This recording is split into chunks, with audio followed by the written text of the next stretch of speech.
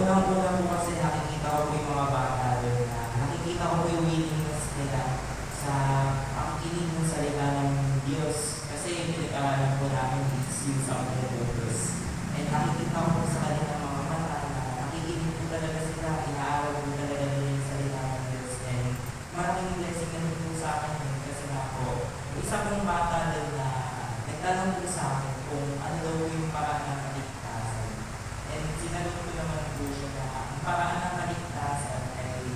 yung tanggapin mo si Kristo sa buhay mo bilang yung tagapagligtas niya, yung parang ligtas mo sa ating Kristo na lang tayo gumawa.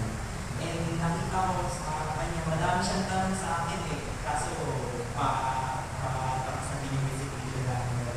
Kaya sa susunod na visitation sa Sabado is doon ulit na ako sa akin. Nagpapasalamat ako sa akin, sa Panginoon kasi nung una kasi yung unang visitation ko kasi sa unang visitation ko wala akong talaga akong magawa sa bahay and na-invite ako ako ng isang young people sa church natin at sumama ko ako.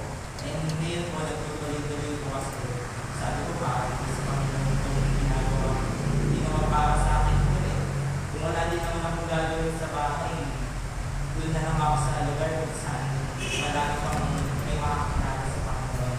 And sumunod naman kung pinagpapasalamat ko is sa pagtiligtas niya sa amin sa Bagyo, syempre, family ko, nabigay yung bukas kami and lumikat ko na po kami kila Lola and ligtas naman po kami kahit meron po mga nagwal na puno and praise the Lord, ligtas naman po kami. And isa ko po kung pinagpapasalamat in advance po sa 15 bukas birthday ko na po and visitation po na. And sabi ko mag-visitation, doon ko na pupupunin yung araw ko dahil kahit kaawawan ko po na ibibigay ko para sa kanya kasi isang maraming blessing sa buhay para sa akin na kahit kaawawan ko, masaya na akong makita yung mga bata na tinutulungan ko na sa inyo ng Diyos and may napupulot silang araw sa bawat lessons na pinakita namin sa kanila. And kahit kabataan ko po, at least madadaling na po kami ako sa mga ganung bagay. And madami din po akong realizations maging sa Panginoon, kung paano ko ituturo sa mga bata ng Word of God and wisdom. And ayun lamang po, maraming salamat.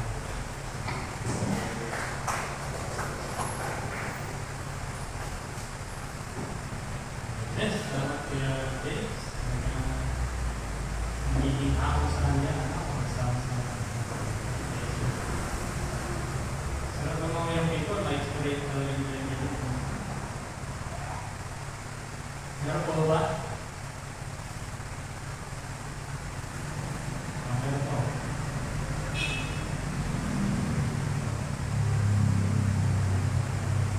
Ayan. Wala meron po gusto kong makakulong. Mahal tayo na napaglampasan natin yung bagyo.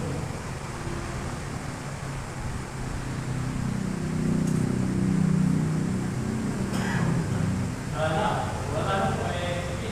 Ayun na po tayo lahat.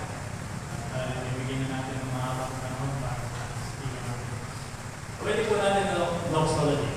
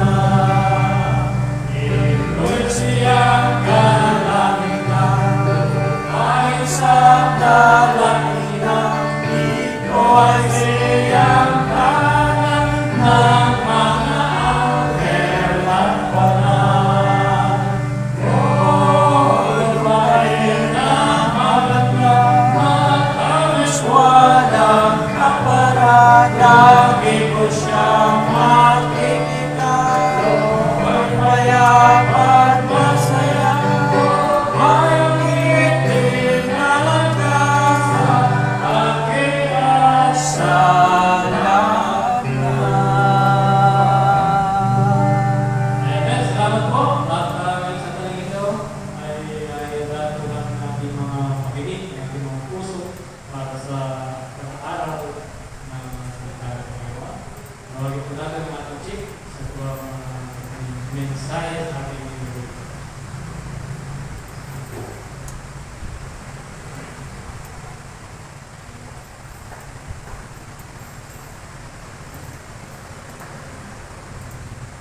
Amen. Mapagpalang gabi po sa ating lahat. Sa mga nakamay po sa ating live stream, magandang gabi po sa inyo lahat. Maraming po kayo lahat ng ating Panginoon. Hindi ako na nakakabuli ng Panginoon na po kapatid. Dahil kung ang araw ay dumanas tayo ng mga bagyo, talagang doon bagyo talaga. May napapasa ako sa FB, ang pinapasalamatan nila yung share of matter. Totoo naman talaga na yung bagyo. Hindi nila nalalaman na yung gumawa ng bundok na yun. Talaga parang nakadesign talaga siya para mabakot sa Luzon na ito. Kaya napakabuti po ng Panginoon na linikha niya yung bundok na yan. Tulad ay kapunara sa mga dumadaan na makalutal na dito.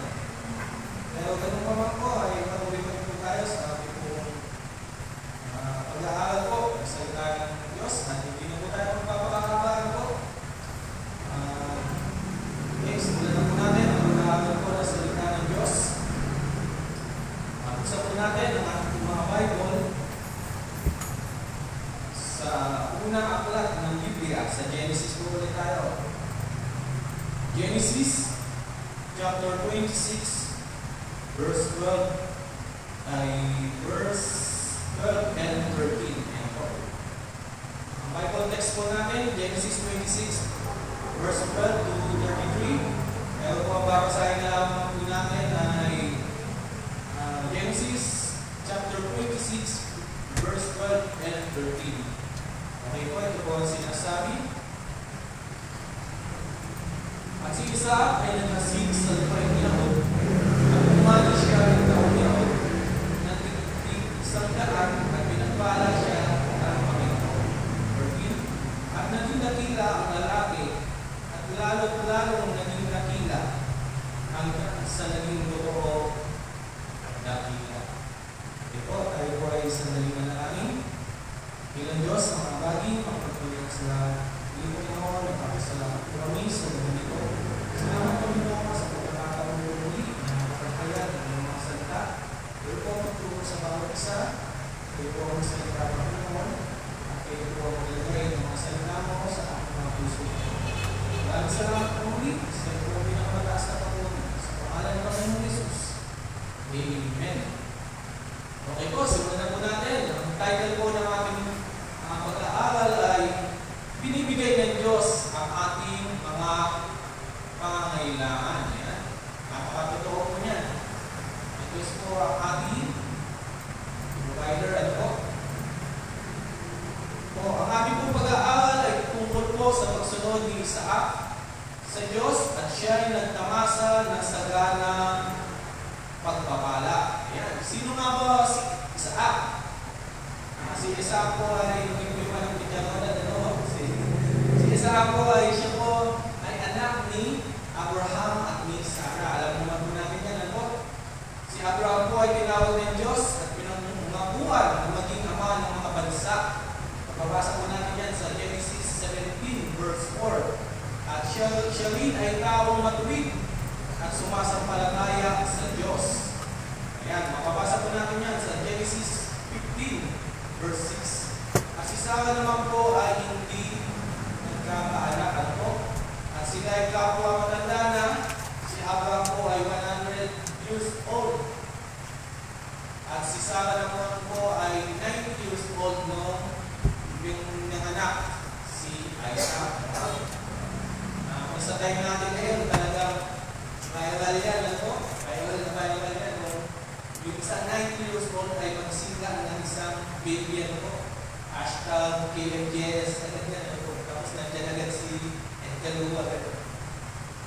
Kaya po, sa Diyos po talaga wala po talaga imposible. Dahil pinangako ng Diyos kay Abraham na siya magkakaanak. Bagamat may nagawa silang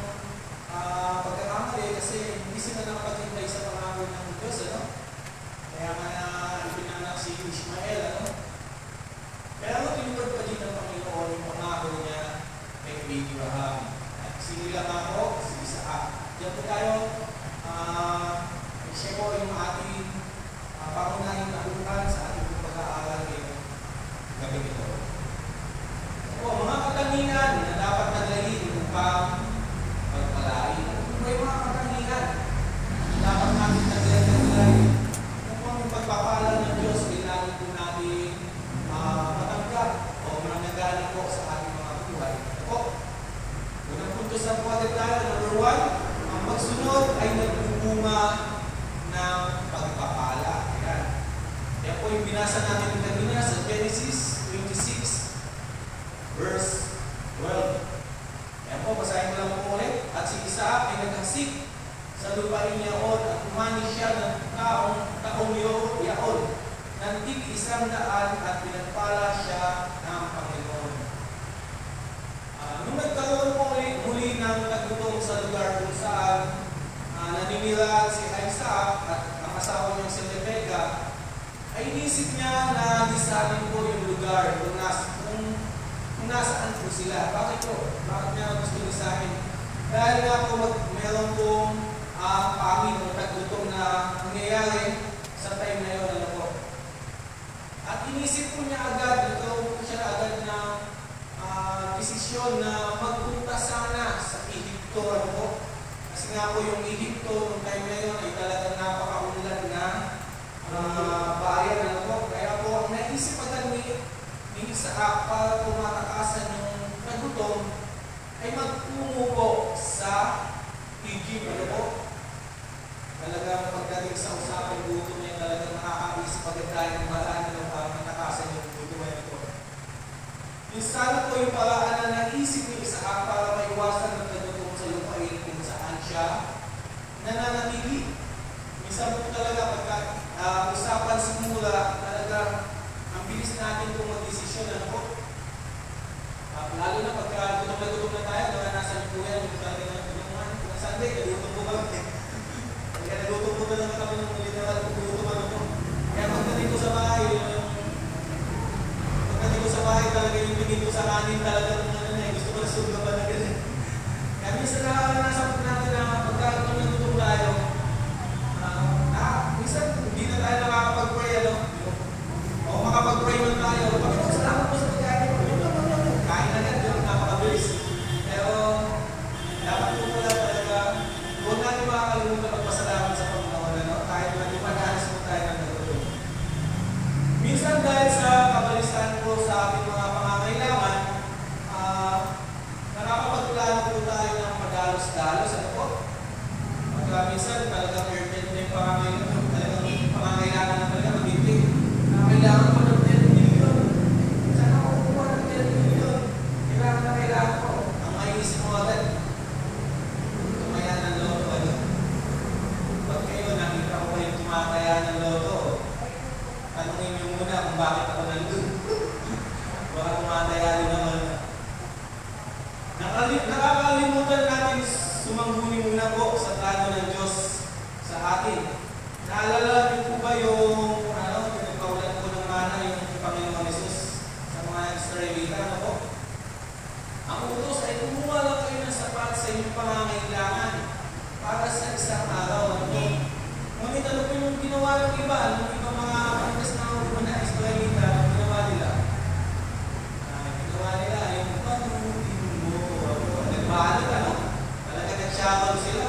Hindi sila nagtiwala dun sa sinabi po ni Moises, ano, na kumuha lang kayo ng sapat sa pangangailangan nyo sa buong paghapon.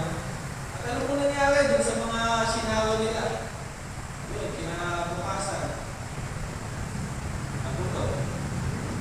Nasaya. Hindi po sila nagtiwala sa sinasabi ng Diyos na i-provide niya yung pangangailangan natin daily po, araw-araw yan. Pangangailangan po natin. Kaya minsan, yung pag-iisip po natin na masyado ng ina-advance po natin yung pag-iisip natin. Ngayon po yung nakakagulo sa isipan minsan ng isang tao. Kapag ka po, iniisip na niya yung problema samantalang wala pa naman po sa harap niya. No? Yung talagang nakabalisa siya dahil sa sobrang pag-iisip ng mga bagay-bagay. No? Pero sinabi ng Diyos, siya yung ating provider.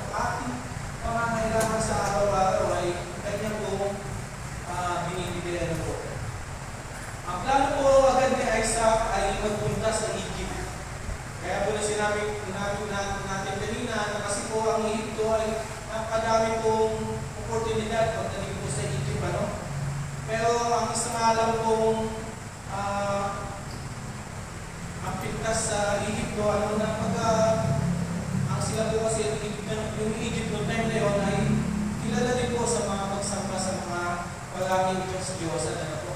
Kaya malamang iniwas ng Panginoon si Isaac na magpunta sa Egypto dahil nga po sa ang Egypto sa makasalanang lugar ng mga time na yun, ano po.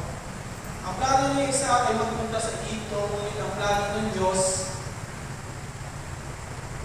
ay iba po yung plano ng Diyos. Kaya mababasa po natin yan sa Genesis chapter 26. Akit lang po tayo sa verse 2. Ito po yung plano ito po yung sinabi ng Panginoon kay Isaac. Ano po? Basahin mo lang po. Genesis 26 verse 2. At nagpakita ang Panginoon sa kanya at nagsabi, huwag kang bumaba sa Egypto, matira ka sa lupain aking sasabihin sa iyo. Ano po yung utos ng Diyos? Huwag kang bumaba o pumunta sa Egypto. Makapira ka dito sa lupain, sasabihin ko sa iyo. At hindi lang po yung basta utos, ano po, kundi utos na may pangako. Okay po, tuloy po natin sa verse 3. Masahin ko lang din po, ano? Verse 3. Matira ka sa lupain nito at ako'y sasabihin. Yun. Napakaganda pangako, ano? At ikaw ay aking pagpapalain sapagkat sa iyo at sa iyong binhi ay ibibigay ko ang lahat ng lupain ito at pagtitibayin ko ang sumpang aking isinumpa kay Abraham na iyong ama. Okay po? Napakadakila po ng pangako ng Diyos kay Isaac. Ano po? Dahil nakinig at sumunod sa lahat ng bilin at palatuntunan at kautusan ng kanyang amang si Abraham. Okay po, dahil po sa pagsunod din po ng kanyang ama, nagkakamasa din po si Isaac ng pagpapala. Po. Tinupad ng Diyos ang kanyang pangako kay Abraham sa kanyang anak na si Isaac. Napamili ng Diyos ang kanyang binhi gaya ng mga bituin sa langit. Ano po? Okay, tuloy ko lang po sa verse 6. Ito na po. At tumahan si Isaac sa Gerar. Ayan. Ito na nga po yung ginawa ni Isaac. Sumunod po siya sa Panginoon. Hindi po siya nagpadala sa kanyang iniisip na pumunta sa Egypt. Bagkos na napili po siya doon po sa lugar na Gerar. Ano po? Okay, si Isaac ay naghasik o nagtanim sa lupain niya at lahat ng itinanim niya ay umani ng 100-fold noong taong niyaon. Imagine po, nagbutog, nagtuyot. Pero ano po, pinalubo ng Panginoon lahat ng itinayasi ni Isaac. Kung baga po, 1:100. Isang hindi umani ng 100. Ano? Kaya talagang napakabulit po ng Panginoon. Napaka-imposible po ng time na yun dahil po nagtuyot ang lupain. Walang gaano tubig. Ngunit yung mga itinanim ng Isaac po ay pinadugo ng Panginoon. Binigay ng Diyos ang lahat ng pangangailangan ni Isaac dahil sa kanyang pagsunod. Ano po? Kaya po napakabuti po ng Panginoon sa mga taong sumusunod po talaga sa kanya. Talagang yung blessing ay patuloy pong nananagana sa mga tao, sa mga Kristiyano, marunong pong sumunod sa plano po ng Panginoon. Okay? Number 2 na po tayo. Mga katangian dapat nagdahin ng pagpapalain. Number 2, magpatuloy pa rin kahit may pagsubok. Yan. Ayan yung minsan ay mahirap na gawin yung magpatuloy ka sa gitna ng pagsubok. Genesis 26 verse 15 and 16. Okay, basahin ko lang po. Lahat ng mga balon ng hinukay ng mga bataan ng kanyang ama na makaalawan ni Abraham na kanyang ama ay pinagtabunan ng mga Pilisteo, ng mga pinuno ng lupa Isaac, "Humiwalay ka sa amin sapagkat ikaw ay makapupong, matibay kaysa amin." Ayan po.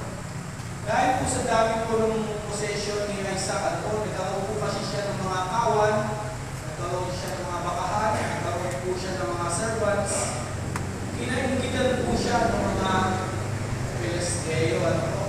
Talagang pagka umakasenso po talaga yung isang tao, talagang meron po talagang naiingit, ano po. Parang kung si Marites ka, ano, pagka bumili ka ng 12 inches na TV, makikita mo, kinabukasan, meron siyang 25 inches na TV, ano po. Magagalit pa sa asawa niya, "Ay, si Mario, ano, bumili ng TV, ano, mangutang na kay Bombay para makabili din tayo, ano po." Kaya napakahirap po yung ganyan mga pag-uugali po, ano po. Yung gusto mo makisabay, pero wala naman po ano. Kaya diyan po nagsisimula yung napapako sa utang, ano po. Dahil po sa ingit ng mga Pilisteo, yung mga balon. Yung balon po hindi po yung logo yun ng balon. Yung pinakahunan po yung sa dako. Tapos lalabas sa TV. Yung galamit ka, no? Yung mga well, ayun. Yung mga balon po na yun na pinahukay ni Abraham ay pinagtatabunan ng mga Pilisteo. Nagsimula po sila sa NB at naging kasakiman o gilid po. Ginagawa nila ang lahat para pahirapan si Isaac. May kasabihan nga po tayo na yung magungang puno ay binabato. Ano po? Ang akala po ng mga Pilisteo na ang source ng yaman ni Isaac ay yung mga balon na pinatukuhaan niya ng tubig. Ano po? Ang hindi nila alam na ang source talaga ng blessing ni Isaac ay yung Panginoon na nagbibigay ng tubig ng buhay sa kay Isaac, ano. Kumbaga may spiritual refreshment si Isaac, ano, na nagbibigay sa kanya ng unending satisfaction, ano po. Nawala sa mga Pilisteo, kaya uhaw sila dahil sa inigit, ano po. Tandaan po natin na kapag nasa kalooban tayo ng Diyos, ay patuloy na dadaloy po ang blessing. Walang sino man po ang makakapigil sa pagpapalang ibibigay sa atin ng Panginoon. At isa pa po, at hindi pa nakontento sa ginawa nila sa mga balon. Ano? Mga balon na binangkay ni Abraham ay pinagtatabunan nila ng mga bato at pinagtatabunan nila ng lupa, ano? Dahil sa inungit nila ay Isaac, ano? Kasi nga si Isaac ay mayaman, nagkakaroon na siya ng maraming mga hayop, mga servants, ano? Ginawa nila, tinampunan nila, at hindi pa nga nakontento, sabi ni Abimelech, yung king ng Gerar, "Umalis ka sa amin kasi ikaw ay mas mightier o makapupumalakas kaysa sa amin." Dahil nga po sa inggit ay pinalayas nila si Isaac sa kanilang lugar. Basahin po natin ang verse 17. "And Isaac departed thence and pitched his tent in the valley of Gerar and dwelt there." Ano po? Kung pinali siya, di na po siya nagmatigas. Ano po?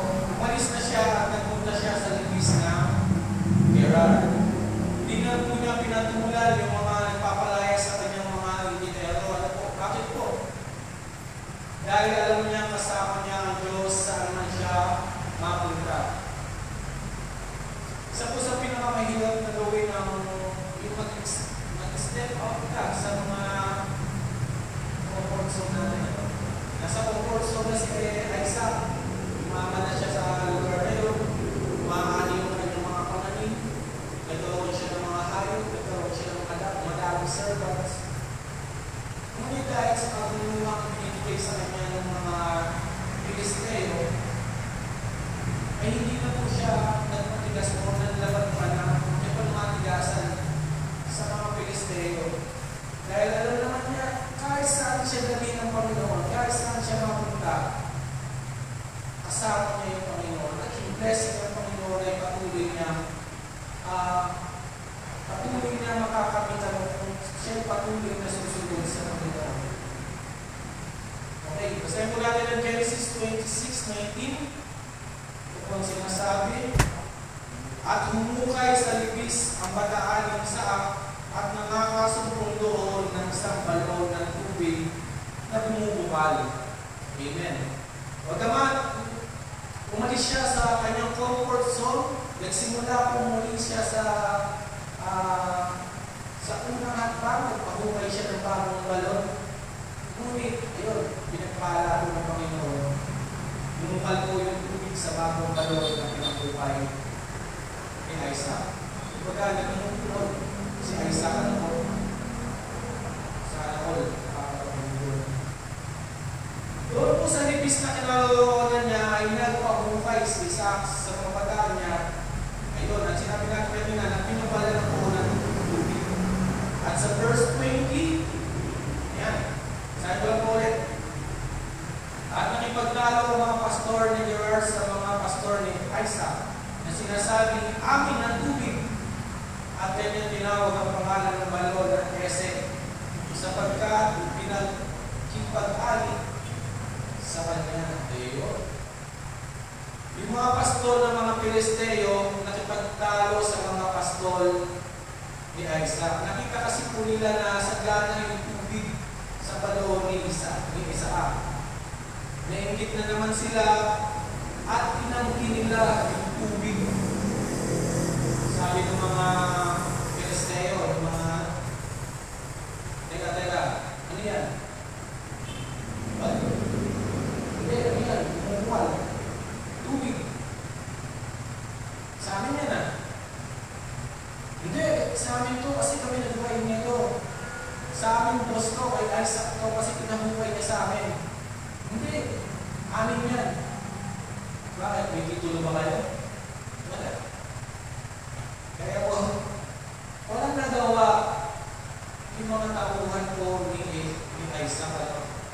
Dahil nga po talagang napakabindi yung ginagawa sa kanila ng mga Pilisteo. Talagang pinaalis na siya. Nung nagpupay siya, nagpupon siya, nagpupay siya ng bagong well o ng balon. Hindi siya tinanggalan.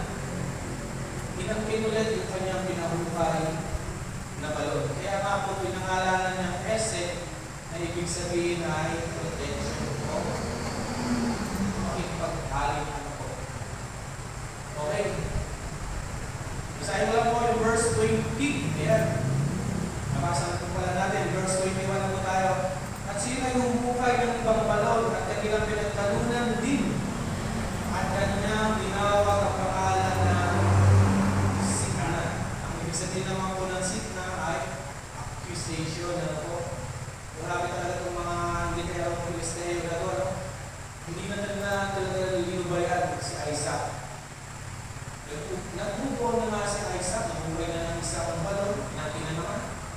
Bukay na naman siya ng isang balon. Pinantin na naman. Talaga mapapangkin itong mga Isaac na to. Pero ang pangako sa kanya ng Panginoon na ibibigay sa kanya yung lupain na yun sa kanyang mga bilihan nung time na yun. Pero hindi pa kasi nagaganap yung pagbibigay ng lupain yun sa mga Israelita. Kaya parang nakikipamayan pala sila Isaac ng mga time na yun. Napansin niyo po ba na sa tuwing nagpapahukay ng balon si Isaac ay binubukalan na sa ganang tubig? Napakahirap po maghanap ng tubig sa disyerto. Ano po?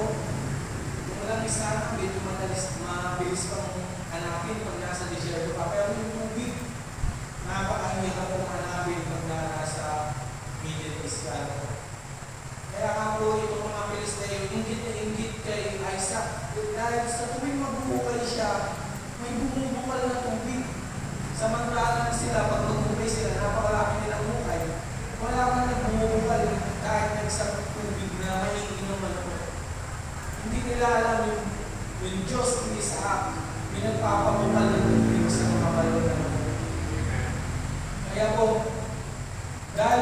hindi dahil sa magaling si Isaac magbukay ng balon, kundi dahil kasama niya ang Diyos at siya po ay pinagpapala ng sagana. Okay po, sa verse 23, basahin ko lang po. At mula roon ay umahon siya sa Beersheba. Ayun. Dahil nga po sa ayaw ni Isaac sa dulo, dahil nga ayaw ni Isaac sa mga pakikipag-alit o sa pakikipagtalo, move on ulit si Isaac. Pumunta naman siya sa Beersheba. Okay? Verse 24, ayun, pinaalala ng Panginoon sa kanya yung kanyang pangako. Pinaalala ng Panginoon yung mga pangako niya kay Isaac sa verse 24. No? Kaya pagka minsan ay nasisiraan na tayo ng loob sa mga pinagdadaanan po natin, alalahanin po natin yung pangako po ng Panginoon na hindi niya po tayo pababayaan. Kaya po ng Panginoon Diyos, dahil alam mo medyo nangihinaan na ng loob si Isaac, inulit niya po sa verse 24 yung pangako niya kay Isaac. Sabi ng Panginoon, huwag kang matakot sapagkat ako'y sumasa iyo at ikaw ay aking pagpapalaki. Sama tayo dalhin ng Panginoon, o mountain top man o valley low. Kasama po natin siya. Kaya huwag na huwag po tayo magpapadala sa mga emosyon o sa ano, kundi sumunod lamang po tayo sa kalooban ng Panginoon, sa mga plano po ng Panginoon sa atin. Hindi na natin kailangan ng mga pakikipag-alit o pakikipag-talo. Kaya minsan, pinapahimulit naman po ng Panginoon. Pero sa mga time ni Isaac, yung mga time na yun, ang naging desisyon niya ay huwag na po makipag-alit at yung hindi, alam naman niya na kung saan siya dalhin ng Panginoon ay magpapalayan siya ng Panginoon. Okay, number 3 na po tayo. Mga katangian dapat naglalagay upang magpalayan. Pangatlo, huwag makalimot magpasalamat sa mga pagpapala. Mapapasa po natin yan sa Genesis chapter 26 verse 25. Ito po. Sabi lang po, at si Isaac ay nagtayoon ng isang dambana at kanyang sinambitla ang pangalan ng Panginoon. At ikinindig niya roon ang kanyang tolda at umukay roon ang mga bataan ni Isaac ng isang balon. Napakasipag ni Isaac mag-ukay ng balon. Okay po, bilang pasasalamat, gumawa ng dambana o altar si Isaac at nanalangin at tumawag sa pangalan ng Panginoon.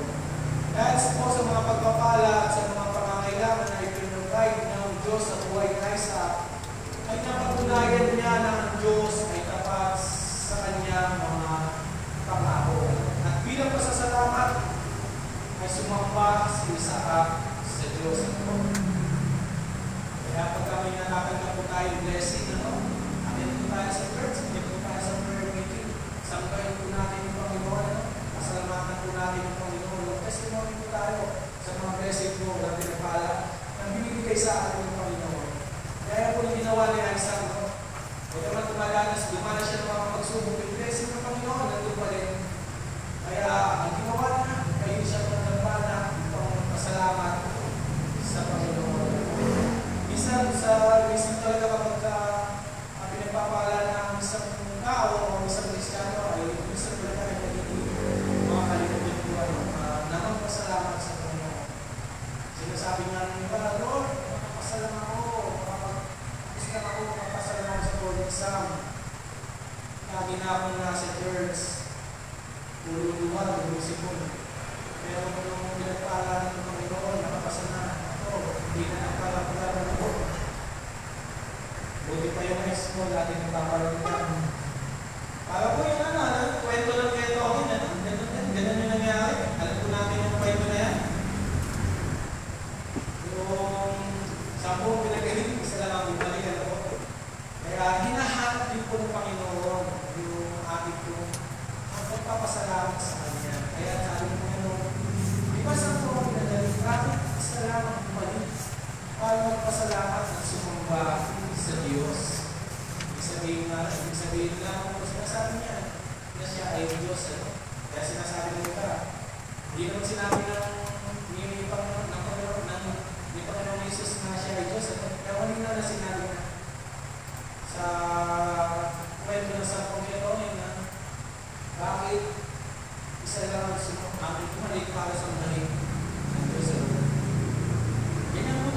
minsan yung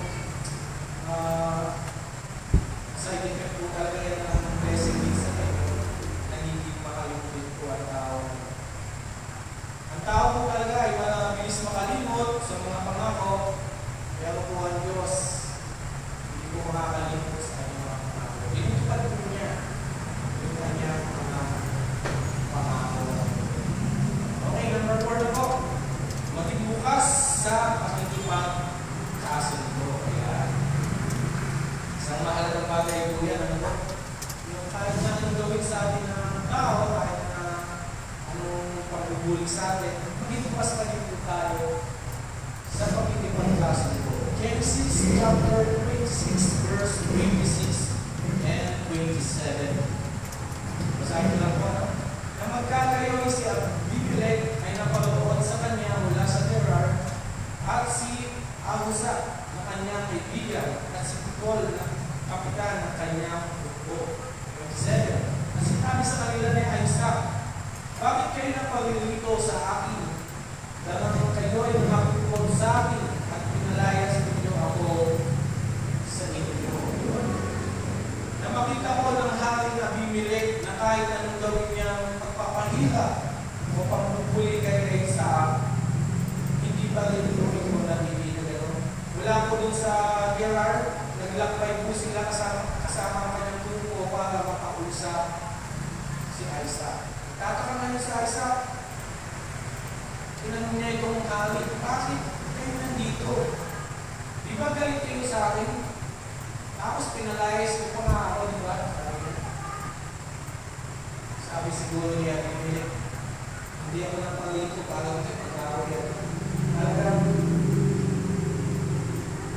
napag-unawa ng hari dahil mula pa lang po nung si Isaac ay nasa kanilang bayan, kasama po na yung Isaac po ang Panginoon.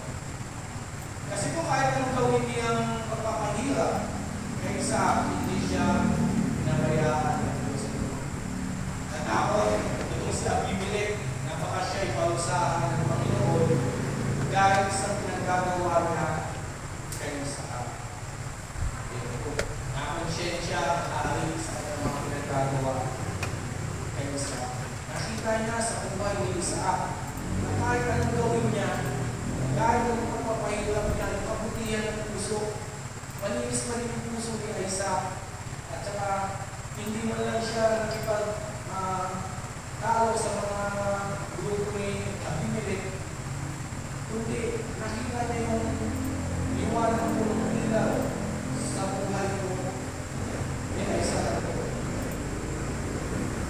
Ito po yung isa sa pinakamagandang ginawa ni Abimelech. Natakot po siya sa Diyos ni Isaac.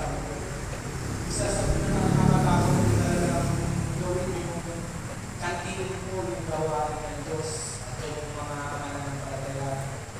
Kaya po yung pinakamakakakot na gawin ng isang tao, yung kantiin mo yung gawain ng Panginoon. Dahil hindi tao kalaban mo dito ng Diyos. Ano po? Malakas po ang ating, dahil po malakas po ang ating kakampihan ng Lord. Di po ba naalala niyo po yung sinabi ng Panginoon kay Saulo? Kung maalala niyo po yung sinabi ng Panginoon Jesus kay Saulo o kay Pablo sa Acts 26 verse 14, ang sinabi ng Panginoon Jesus kay Saulo, sabi, Saulo, Saulo, bakit mo ko pinag-uusig? Kaya, mahirap sa iyo ang sumikad sa mga matulis. Ayan. Kaya po, pagka po kinakampi ang gawain ng Diyos, kahit tadyak-tadyakan man po tayo, o sipa-sipain man po tayo ng ating mga kaaway at mga umuusik sa atin, pero po sa huli, sino po yung magiging sugatan? Sila po. Dahil sumisikat po sila sa matulis. Kaya po, ang laban po kaya ng sa Diyos po talaga po. Hindi po yung sa atin ang laban ito, kundi sa Panginoon Diyos. Yan po yung napagtanto ni King Abimelech na hindi niya kayang kalabanin ang Diyos ni Isaac. Napag-unawa niya na mali ang ginagawa niya kay Isaac. Dahil na rin po sa pinakitang katangian ni Isaac na kahit na anong sama yung ginawa niya, pinabutan niya yung mga balon, nilagin niya, tapos pinalayas pa niya si Isaac. Sa kabila ng lahat, nanatili pa din yung kalinisan at pagkakuan at kabutihan ng puso ni Isaac. Tinanggap ni Isaac si Abimelech at ang kanyang mga kasama bilang mga panauhin at hindi bilang mga kaaway. Ito sa verse 30. Ano po sinasabi? At pinaghandaan niya sila at sila'y nagkainan at nag-inuman. Napakabuti po ni Isaac niya dahil nasa kanyang Panginoon Diyos. Binuhin niyo po magagawa po natin yung mga tao na nakit sa atin, yung mga tao na nagpalaya sa atin, yung mga tao na nagpahinag sa atin, yung pag-aahanda natin, papakainin natin, yung pinasta natin, patutuloy natin sa ating para mapakainin na po. Pero dahil nasa puso ni Isaac ang Panginoon Diyos, natuto po siya, nagtupas po siya para po sa ipagkasundo. Ipagkasundo po siya. Okay? Number 5 na po tayo. Ito na po ang last. Number 5. Maging mabuting halimbawa sa lahat ng pagkakataon. Maging mabuting halimbawa sa lahat ng pagkakataon. Verse 28. Balikan ko lang po yung verse 28. Ayan. Sinabi nila, sinabi ni Abimelech, malinaw na aming nakita na ang Panginoon ay sumasaliyo. At aming sinabi, magkaroon ng pagsusumpahan tayo, kami at ikaw, at magkipag-ipan kami sa iyo. Ano po ang sabi ni Abimelech? Malinaw na aming nakita na ang Panginoon ay sumasaliyo. Kahit po yung mga hindi mananampalataya, pwede mapalo ang puso. Kapag nakita nila na ang Panginoon Jesus yung ating ipinamumuhay po. Kaya minsan kahit hindi na po tayo mag-testimony o magsalita ng magsalita, makita lang po sa ating pamumuhay na ang Panginoon Jesus ang naliliwanag sa ating buhay. Kapag yung puso ng tao ay siya yung masama, mababago po dahil po sa liwanag po ng Panginoon sa ating buhay. Bilang mga mananampalataya, dapat malinaw na si Kristo ang nakikita po sa atin. Naranasan niyo na po ba yung nakikipag-usap tayo sa malabo kausap? Isa po may mga ganyan na kausap, may malabo kausap. Tatanungin mo, kumain ka na ba? Gusto pa? Isa naman, saan ka punta? Sagutin ka. May English ka, talaga. Magulo o wala mo kausap, no? Tapos kapag magpunta ka naman sa barber shop, pagpasok mo, tatanungin ka, saan pa mo pulit ba? Hindi, papakulot. Talagang, minsan may mga taong malabo kausap, no? Kaya, maganda po talaga sa isang Kristiyano na ang Kristo po o ang Panginoon Jesus ang nakikita sa atin at hindi malabo. Kaya pag tinignan niyo po yung katabi niyo, o kung hindi na po tingnan na, pag tinignan niyo yung katabi niyo, dapat ang Panginoon Jesus yung nakikita sa kanya, no? Baka iba yung nakikita natin, ano? Kaya dapat malinaw na ang Panginoon Jesus yung nakikita sa ating mga buhay, no? Sabi nga po sa Bible, let your light so shine before men. Ano po? Sa Matthew 5:16 po yan. Ano? Nakita po ni Abimelech ang Diyos sa buhay ni Isaac at nagbunga ito ng kapayapaan sa verse 31 po. Dito na po tayo magtatapos. Verse 31. At sila'y gumising ng madaling araw. At sila'y nagpumbahan. At sila'y nagpahalaman kay Isaac at nagsialis na payapa sa kanila. Dahil nga po sa takot ni Abimelech sa kaparusahan ng Diyos sa ginagawa niya kay Isaac, ay nakiusap siya kay Isaac na magpaano pa sila na sa makikipagkasundo upang yung parusa ng Diyos kay Abimelech huwag na matuloy yung baga. Magsumpahan tayo na ipapanalangin mo sa Diyos na huwag na matuloy yung parusa na ipaparusa sa akin ng Diyos. Kaya napabuti po nung ginawa din ni Abimelech dahil sa takot niya sa Diyos ni Isaac. Okay po, mga katangian dapat aglayin upang magpalain. Una, ang pagsunod ay nagbubunga ng pagpapala. Yan, napakatotoo po yan. Sa mga masunodin po, talagang pinagpapala po yan ng Panginoon. Number 2, magpatuloy pa rin kahit na yung pagsubok. Yan. Dapat tuloy-tuloy po pa rin tayo sa pagpili sa Panginoon. Dumadaan po tayo sa pagsubok at walang iwanan na po. Number 3, huwag makalimot at pasalamat sa Diyos. Ang huli man, kung masama ang nangyayari sa ating buhay, pasalamat pa rin po tayo sa Panginoon. Number 4, maging bukas sa pakikipag kasundo. Isang mabuting halimbawa po yan na lagi po tayo bukas sa pakikipag kasundo. At number 5, maging mabuting halimbawa sa lahat ng pagkakataon. Gaya po ng ginawa niya ng Isaac, naging mabuting halimbawa siya kay Hari ng Abimelech. Kaya po yung Hari ay nabago ng puso dahil sa pinakita halimbawa ng Isaac. Sama po tayo dali ng Panginoon, manatiliman o umakbang.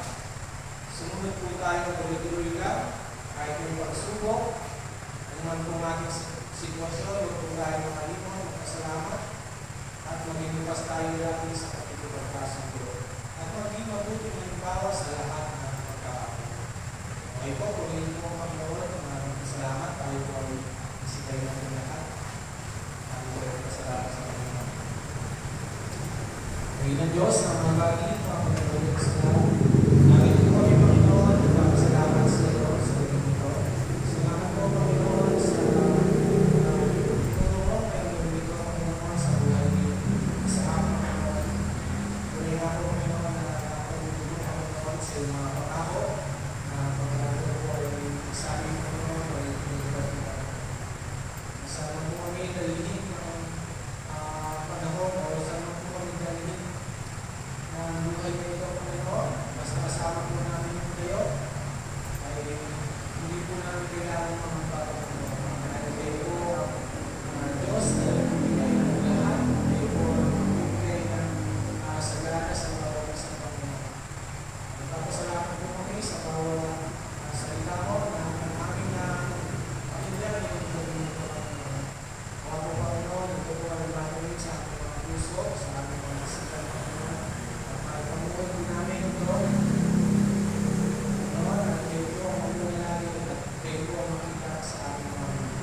Maraming salamat po sa pangalan ng Panginoon Jesus. Amen. Okay po, at tawag dito ako, makikita ng kapatid.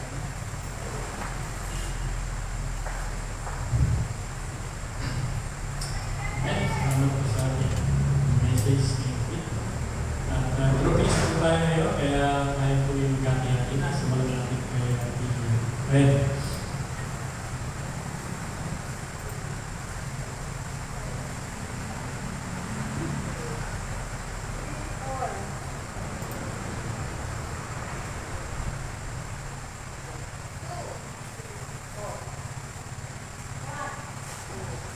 Okay, sige po. Nakala po tayo sa mga kasama po natin sa group.